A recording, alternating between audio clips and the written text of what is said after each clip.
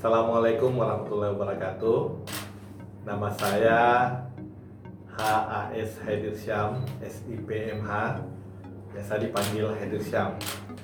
Alhamdulillah saat ini saya insya Allah akan menjadi bakal calon Bupati Maros, dan alhamdulillah saya bersama Ibu Haja Suwartina Bohari, insya Allah kami berdua akan maju di Pilkada Kabupaten Maros 2020 nantinya.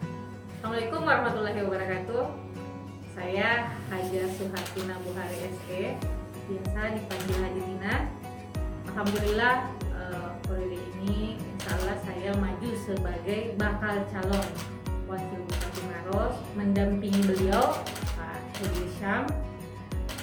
Saya maju mewakili kaum perempuan di pilkada nanti, dan alhamdulillah satu-satunya keterwakilan perempuan di kancah politik pilkada Maros nanti ini.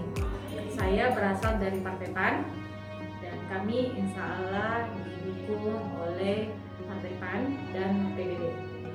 Ya, ini kami sampaikan bahwa ya mudah-mudahan ya kami berdua ya, dengan niat yang tulus dan niat yang ikhlas untuk membangun Kabupaten Maros yang kita cintai untuk melanjutkan perjuangan ke depan, kami sudah sepakat untuk maju di Pilkada 2020 nantinya secara bersama.